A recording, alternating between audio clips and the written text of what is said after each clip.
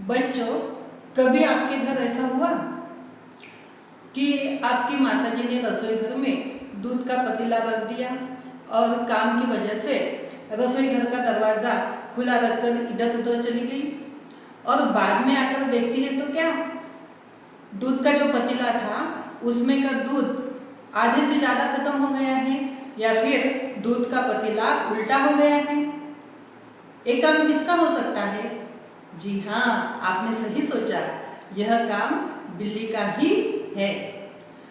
आप में से बहुत से लोगों को ऐसा अनुभव आया होगा, कभी ना कभी आपको बिल्ली ने तंग किया ही होगा। तो बिल्ली हमेशा हमें परेशान करती रहती है। वैसे तो बिल्ली म्याऊं म्याऊं ऐसा करती रहती है, मानो पूछ रही हो मैं आऊं, लेकिन बिना अनुमति के ही अंदर चुपके से चली आ जाती है और जो भी घर में है दूध दही सब चढ़कर जाती है। तो ऐसा ही बिल्ली से संबंधित पाठ आज हम लेंगे। 9वीं कक्षा का पाठ है बिल्ली का बिलुंगड़ा, जिसके लेखक है राजेंद्र लाल हांडा। अब लेखक के परिचय के बारे में हम थोड़ा जानते हैं। हांडा जी जो है वह हिंदी साहित्य के जाने माने लेखक रह चुके हैं और बहुत से कथाएं इन्होंने लिखी है और इनकी कथाएं जो है, इनका साहित्य जो है हमेशा पत्र पत्रिकाओं में प्रकाशित होता रहता है। इस पाठ की विधा जो है वह है हास्य कहानी। अब हास्य कहानी में हमें तो थोड़ी हंसी आएगी ही। अब हास्य कहानी क्या होती है? तो इसमें जीवन की किसी घटना का रोचक तथा प्रवाही वर्णन किया जाता है। इसमें किसी सत्य का उद्घाटन होता है। जैसे कि इस पाठ में बिल्ली ने लेखक को किस प्रकार से तंग किया, इसका वर्णन आया है। हास्य कहानी में इसे हल्के फुल्के हंसी के अंदाज में प्रस्तुत किया जाता है। प्रस्तुत पाठ में लेखक हांडा जी ने हास्य के माध्यम से गलतफहमी के कारण उत्पन्न विशेष स्थितियों का वर्णन किया है। अब गलतफहमी के कारण कौन सी स्थितियाँ उत्पन्न हुई है और वह विशेष कैसे बन गई, इसका वर्णन इस पाठ में आया है। चले पाठ की ओर। एक समय था जब घरों में बिल्ली का आना जाना बुरा समझा जाता था, परंतु आजकल परिस्थिति के कारण पुरानी विचारधारा और परंपरा एकदम घपले में पड़ गई है। घपले में पड़ गई है इसका मतलब गड़बड़ी में पड़ गई है, मानो अपना अस्तित्व खो चुकी है। एक समय था ना कि जब बिल्ली ने हमारा रास्ता काट लिया है तो ऐसे समय में हम उसे अपशकुन कहते थे और वह काम हमारा अच्छा नहीं होगा ऐसा समझते थे। लेकिन आजकल ऐसे विचारधारा कम होती जा रही है। वही विचार ठीक समझा जाता है जिससे काम चले। पिछले दिनों हमारे घर में बहुत चूहे हो गए हैं। अब लेखक कहते हैं कि हमारे घर में बहुत चूहे हो गए हैं, आपके घर में भी शायद चूहे होते होंगे। तो चूहे क्या करते हैं? अनाज खा जाते हैं या फिर कपड़े को भी कभी कभी कुतर देते हैं, तो चूहों से भी हमें नुकसान होता है। उन्हें घर से निकालने के बहुतेरे प्रयत्न किए गए, पर हमारी एक न चली। चूहे को भगाने के लिए लेखक के यहाँ बहुत से प्रयास किए गए, लेकिन चूहे फिर भी गए नहीं।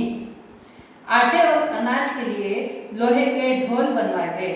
ढोल यानी क्या? डिब्बे। ढोल यानी बड़े बड़े डिब्बे जिसमें अनाज रखा जाता है। यह उपाय कुछ दिनों के लिए प्रभावी रहा, कारगर रहा। कारगर यानी प्रभावी, परंतु आग बचाकर चूहे इन ढोलों में भी घुसने लगे। इस समस्या पर कई मित्रों से परामर्श किया गया। परामर्श करना यानी क्या? सलाह लेना। परामर्श करना यानी क्या? सलाह लेना। आखिर यह फैसला हुआ कि घर में एक बिल्ली पाली जाए। इस प्रस्ताव पर किसी को आपत्ति न थी। आपत्ति नहीं थी मतलब किसी को ऐतराज नहीं था। तो यहाँ हम समझ सकते हैं कि लेखक के यहाँ लेखक को चूहों ने परेशान कर रखा था और चूहों को भगाने के लिए एक प्रभावी उपाय लेखक ने सोचा, और वह उपाय क्या था कि एक बिल्ली घर में पाली जाए ताकि बिल्ली चूहे को खाएगी और इस तरह से चूहे जो है घर से खत्म हो जाएंगे। चुनांचे एक बिल्ली लाई गई। चुनांचे इसका मतलब है इसलिए, चुनांचे इसलिए उसकी खूब खातिर होने लगी। खातिर में सम्मान, किसकी खातिर होने लगी? बिल्ली की। शुरू शुरू में जब कोई नया आता है हमारे घर में, चाहे वह आदमी हो या प्राणी हो, तो उसका सम्मान हम करते हैं, उसकी खातिर हम करते हैं, मेहमान नवाजी करते हैं। तो वैसे ही लेखक के यहाँ भी हुआ। कभी बच्चे दूध पिलाते, कभी रोटी देते। उसने विधि पूर्वक चूहों का सफाया शुरू कर दिया। देखते ही देखते चूहे घर से गायब हो गए। सब लोग बड़े खुश थे।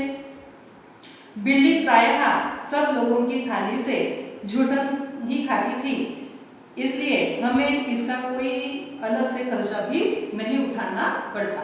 लेखक कहते हैं कि बिल्ली को पालना कोई महंगाई का काम नहीं था, क्योंकि बिल्ली शुरुआत के दौर में क्या करती थी कि झूठन ही खाती थी।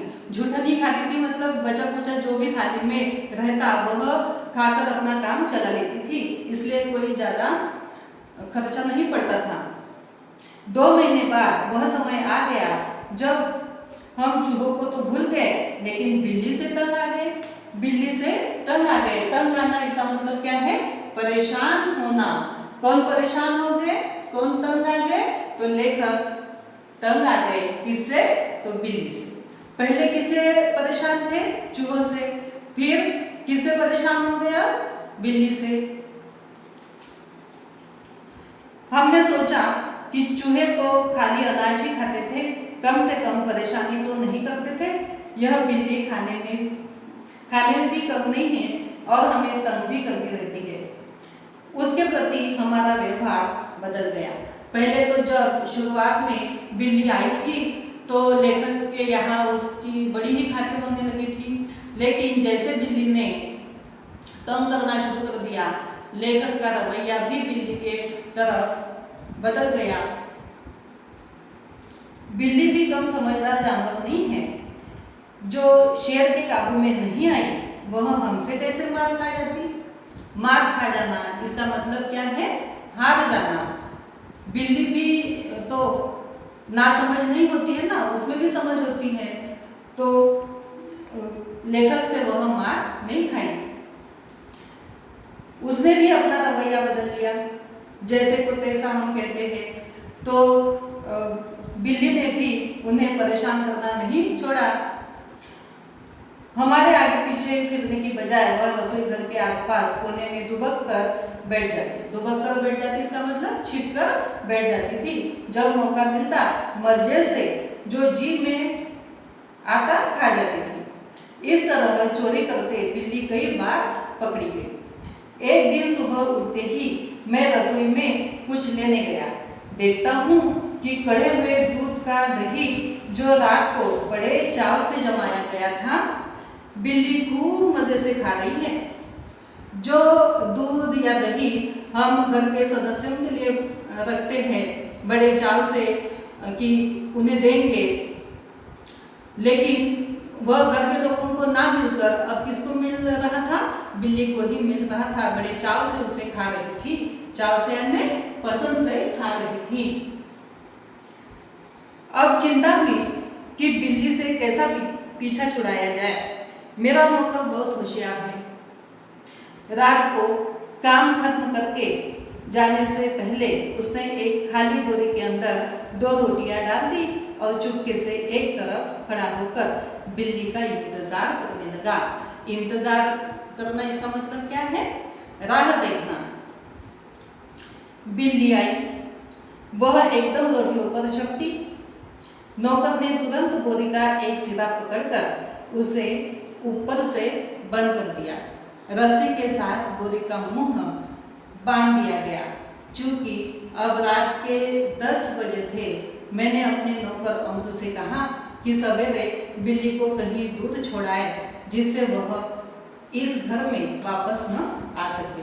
तो हमने देखा कि बिल्ली से लेखक बहुत ही परेशान थे और इस परेशानी से पीछा छुड़ाना चाहते थे।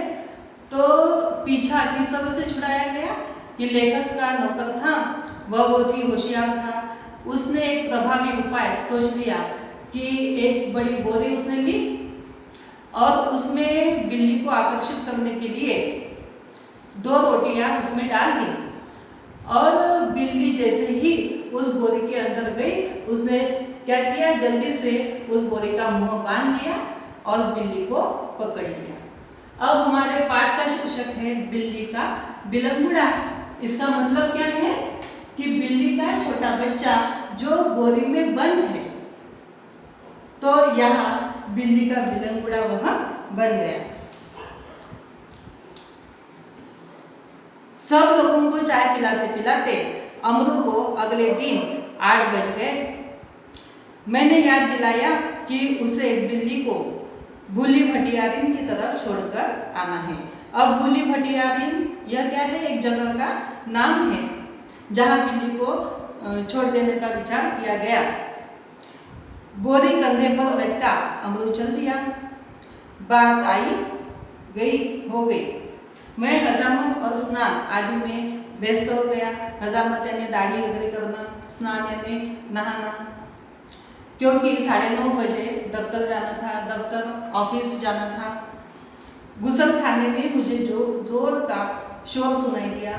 मैं नहाने में व्यस्त था और कुछ गुनगुना रहा था, है ना। नहाते समय बहुत से लोग गुनगुनाते हैं, बाथरूम सिंगर, इसलिए मेरा ध्यान उधर नहीं गया। 2 मिनट के बाद ही फिर शोर हुआ। इस बार मैंने सुना कि मेरे घर के सामने कोई आवाज लगा रहा है, आपका नौकर पकड़ लिया गया है, अगर आप उसे छुड़ाना चाहते हैं तो छप्पर वाले कुएं पर पहुंचिए। ऐसी बड़े जोर से किसी की आवाज लेखक को सुनाई दी।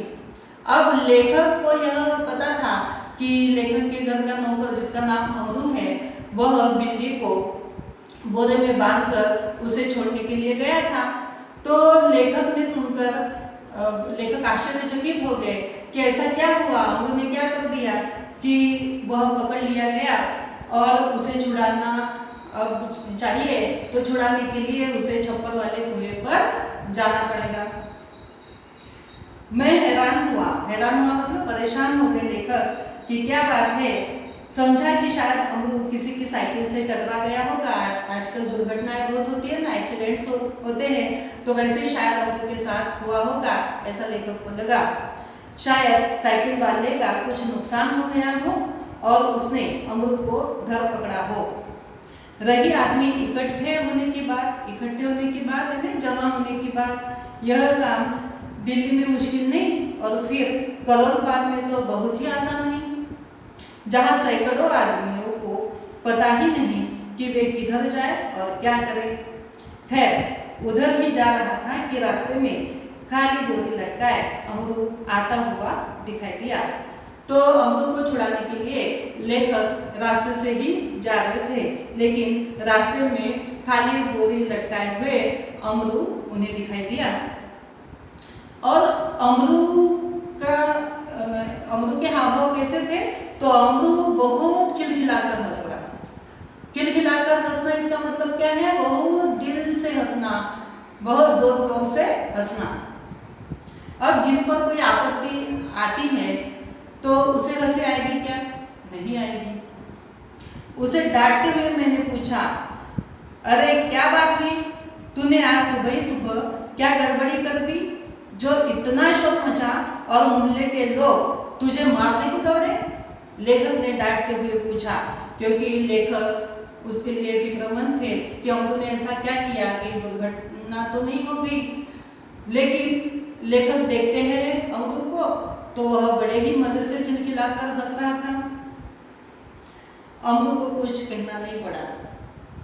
उसके पीछे कुछ आदमी आ रहे थे, उन्होंने मुझे सारा मामला समझा दिया, सारी बात समझा दी।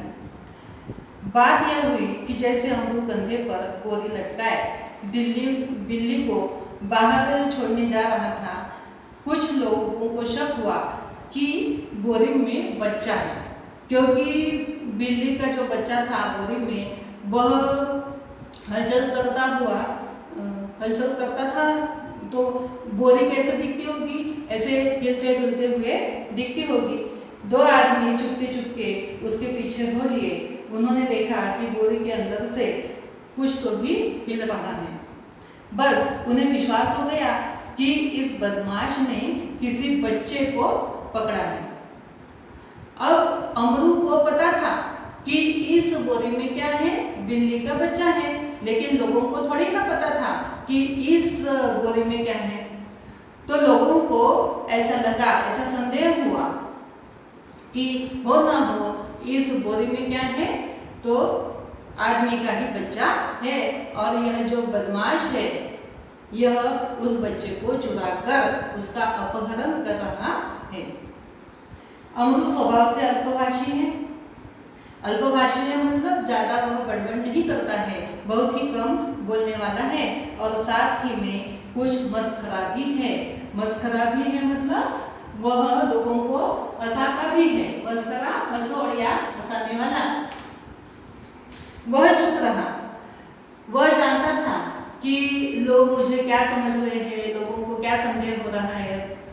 लोग मुझे बदमाश और अपहरण करता समझ रहे हैं, लेकिन मैं तो ऐसा हूँ नहीं। जब यह बोरी खुलेगी तो लोगों को खुद ब खुद समझ में आ जाएगा कि यह मानव का बच्चा नहीं है, बल्कि किसका बच्चा है? बिल्ली का बच्चा है और हंसी की फुहारे उठेंगे। इसलिए उसने कुछ नहीं कहा। वह चुपचाप देखते रहा। देखते देखते 50 आदमी इकट्ठे हो गए, जमा हो गए। उनमें से एक चिल्ला कर कहने लगा, घेर लो इस आदमी को, यह बदमाश उसी गिरोह में से है जिसका काम बच्चे पकड़ना है। गिरोह मतलब क्या? समूह। गिरोह मतलब क्या? समूह।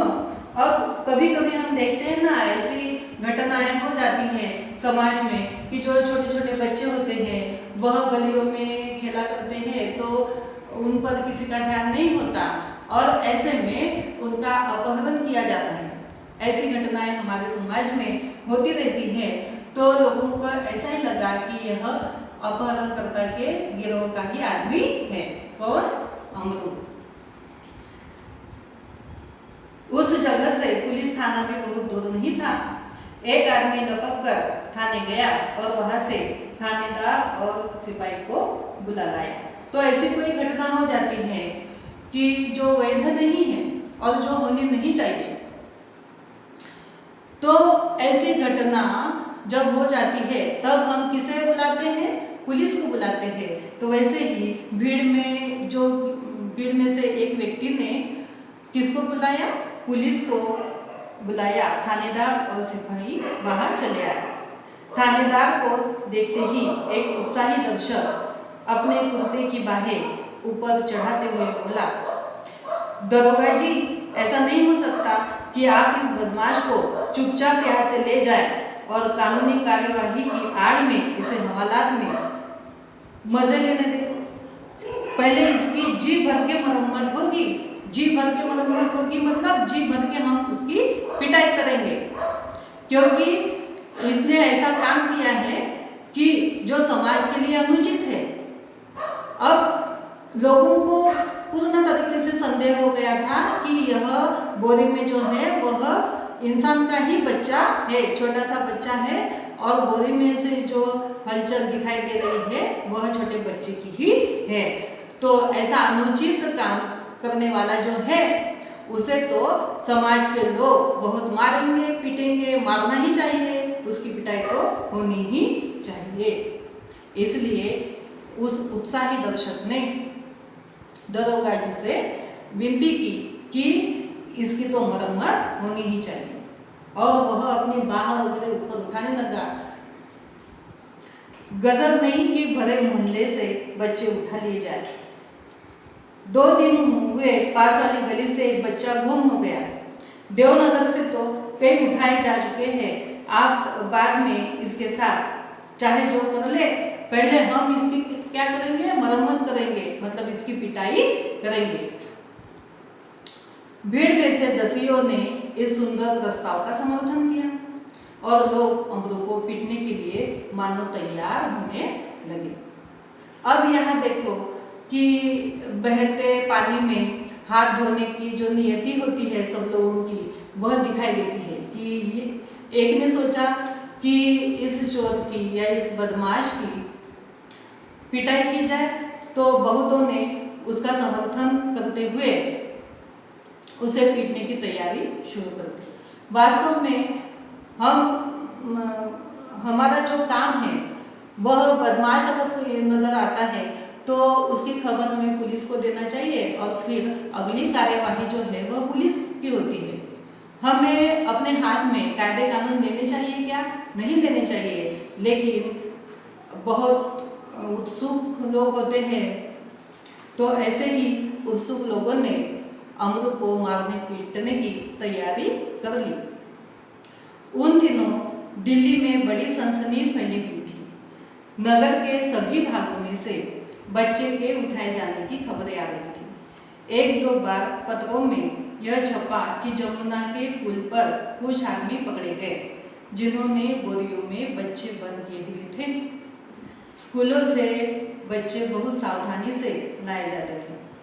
पार्कों में यानी बगीचे में और बाहर गलियों में बच्चों का खेलना कूदना बंद हो चुका था, क्योंकि बच्चों का बाहर खेलना कूदना यह जो है वह खतरनाक भी हो सकता था, क्योंकि उन दिनों अपहरणकर्ता बहुत बच्चों का अपहरण किया कर रहे थे। दिल्ली नगर पालिका और संसद में इसी विषय पर अनेक सवाल जवाब हो चुके थे, इसलिए इस मामले में राजधानी के सभी नागरिकों की दिलचस्पी थी। आश्चर्य इस बात का नहीं कि लोगों ने अमरू पर संदेह क्यों किया, बल्कि इस बात का था कि उन्होंने अभी तक उसकी मार पिटाई शुरू क्यों नहीं कर दी। वातावरण में सनसनी और तनाव की कमी न थी। अब लेखक को आश्चर्य इस बात का नहीं लगा कि अमरू पर लोगों ने संदेह किया, क्योंकि जिस तरह से अमरू की जो बोरी थी उसमें हलचल दिखाई दे रही थी और लोगों को पता नहीं था कि इसमें बिल्ली का बच्चा है, तो संदेह तो करना स्वाभाविक सी बात है। लेकिन संदेह आश्चर्य इस बात का हो रहा था लेखक को कि अब तक लोगों ने अमरू को क्यों नहीं पीटा, जबकि उसे पीटने की पूरी तरह से तैयारी कर ली गई थी। अगर थानेदार और पुलिस का सिपाही वहां न होते तो अब तक अमरू पर भीड़ टूट पड़ी होती। थानेदार ने आते ही अमरू की कलाई पकड़ ली और पूछा, बोल, यह बच्चा तूने कहाँ से उठाया है और इसे तू कहाँ ले जा रहा है? बता, कहाँ है तेरे और साथी? दरोगा को भी ऐसा लगा कि यह अपहरणकर्ता ही है। आज सबका सुराग लगाकर ही हटूंगा। सुराग यानी क्या? पता। यह जो गिरोह है ना, जो बच्चों को उठा ले जाता है, तो उसका सुराग वह लगाना चाहते थे। और थानेदार अमरू अब तक जो दिल में हंस रहा था, मगर थानेदार की धमकियों से कुछ घबरा गया। दबी आवाज में वह थानेदार से बोला, सरकार, मैंने किसी का बच्चा नहीं उठाया, न मैं बदमाश हूँ। मैं तो एक भले घर का नौकर हूँ, रोटी चौका करता हूँ और अपना पेट पालता हूँ। अब तक तो मस्खरे अमरू ने लोगों का मजा लेना चाहा, लेकिन थानेदार ने जैसे ही उसे जोर से डांटते हुए पूछा तो वह थोड़ा सा घबरा गया और उसने अपनी हकीकत बता दी। वह कौन था? लेखक के यहाँ नौकर था और रोटी चौका वगैरह करता था और अपना पेट पालता था। जो आदमी थानेदार को बुलाकर लाया था क्रोध में आकर बोला, क्यों बकता है बे?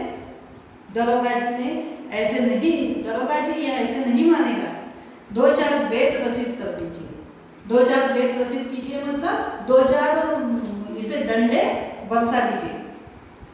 दरोगा ने बगल से बेत निकाली और हाथ में रख ली कि अमरू नम्रता पूर्वक झुका और बोला, सरकार, आप जितना चाहे मुझे पीट ले, पहले यह तो देख ले कि इस बोरी में है क्या।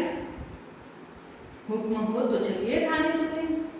यद्यपि थानेदार इस बात पर राजी हो गए, राजी हो गए, मतलब वह मान्य हो गए कि भीड़ कब मारने वाली थी। लोग चिल्ला उठे, हरगिज नहीं, ऐसा कभी नहीं होगा, हम सब इस आदमी की बदमाशी के गवाह हैं, मामला कभी दबने नहीं देंगे। अब थानेदार का जो मामला था उसे सुलझा देना चाहिए था, लेकिन वैसा नहीं हो रहा था। इस बदमाश को सजा देने के लिए लोग भी बहुत ही उत्सुक दिखाई दे रहे थे कि मामला हम दबने नहीं देंगे। कभी कभी ऐसा होता है ना कि जो बदमाश होते हैं वह दरोगा जी को या थाने में कुछ थोड़ी सी लालच देकर वह छूट जाते हैं, उनका जो अपराध है वह दबा दिया जाता है। तो लोग वैसा नहीं चाहते थे। इस मामले में थानेदार डर गए कि उसकी नीयत पर लोगों को शक हो रहा था। उन्होंने अमरू से कहा, अच्छा बोरे को नीचे रखो और इसका मुंह खोलो। अमरू शांतिपूर्वक नीचे बैठ गया और धीरे से उसने बोरी का मुंह खोल दिया। जैसे ही बोरी का मुंह खुला, बिल्ली का बिलंगुड़ा छलांगे मारता हुआ एक तरफ भाग गया और लोग देखते ही रह गए। थानेदार की भी समझ में आ गया कि यह जो है यह बदमाश नहीं है, क्योंकि इसके बोरी में कोई छोटा सा बच्चा नहीं है, इंसान का बच्चा नहीं है, बल्कि यह तो बिल्ली का बच्चा है। वह थाने की तरफ मुड़ा और एक तांगे वाले की पीठ पर बेत मारते हुए बोला, जानते नहीं कि रास्ते में तांगा खड़ा नहीं करना चाहिए। इस प्रकार अपनी झेप मिटाने का यत्न करते हुए दरोगा जी चले गए। झेप को मिटाना इसका मतलब क्या है? झेप जाना, शर्मा जाना। इस प्रकार अपनी झेप मिटाने का यत्न करते हुए दरोगा जी चले गए और अमरू हंसता हुआ घर वापस आ गया। तो थानेदार ने ऐसा सोचा होगा कि अब इस बदमाश को मैं पकड़ लूँगा और मेरी वाह की जाएगी थाने में कि थानेदार ने क्या किया है कि इस अपहरणकर्ता को पकड़ लिया है। शायद इसकी वजह से मुझे प्रमोशन भी या बढ़ती भी मिल जाएगी। लेकिन जो थानेदार ने सोचा वैसा कुछ हुआ क्या? वैसा तो हुआ ही नहीं। यह तो छोटा सा बच्चा किसका निकला? तो बिल्ली का बच्चा निकला। और अपनी सोच पर दरोगा जी शर्मा गए, झेप गए और उन्हें थोड़ा सा गुस्सा भी आया। अब वह गुस्सा उन्होंने तांगे वाले पर निकाला और यहाँ तांगा खड़े कर है क्या, ऐसा उसने पूछा। तो इस प्रकार से यह हास्य कहानी है और गलतफहमी की वजह से यह जो घटना हुई है यह बड़ी ही रोचक बनी है।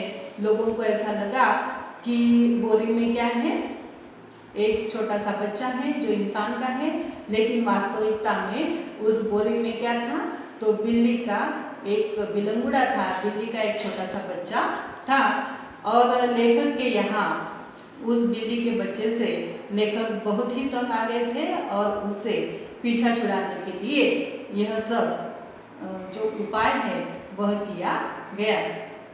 तो इस प्रकार से यह कहानी है। इस कहानी में जो भी मुहावरे आए हैं उन मुहावरों को आपको ध्यान में रखना है, उनका मतलब अच्छी तरह से याद कर लेना है। पहला मुहावरा देखो, सिर चढ़ जाना। इसका मतलब उद्दंडता के लिए खुली छूट देना। टूट पड़ना, झपट पड़ना, व्यस्त होना, तल्लीन होना, परामर्श करना, सलाह लेना, तंग आना, परेशान होना, झेप जाना, शर्मा जाना। तो इस कहानी से वैसे तो हमें हंसी आती है, लेकिन इस कहानी से अगर संदेश की बात करें तो इस कहानी से हमें क्या संदेश मिलता है कि जो भी पालतू जानवर होते हैं तो पालतू जानवरों के साथ हमारा व्यवहार कैसा होना चाहिए? सहानुभूतिपूर्वक होना चाहिए। हम अपने काम के लिए पालतू जानवरों को अपने घर में पालते हैं, लेकिन अपना काम हो जाने के बाद उनसे सही तरीके से पेश नहीं आते हैं, तो हमें ऐसा व्यवहार नहीं करना चाहिए। मानवतापूर्ण व्यवहार उनके साथ भी करना चाहिए, क्योंकि वह जो जानवर है वह बोल नहीं सकते हैं, उनको क्या परेशानी है या भूख लगती है वह कह नहीं सकते, तो उनका भी हमें ख्याल रखना चाहिए। पशु प्रेम हमें निभाना चाहिए, ऐसा संदेश इस पाठ से हमें मिलता है। और यहाँ पर मैं आपसे विदा लेती हूँ।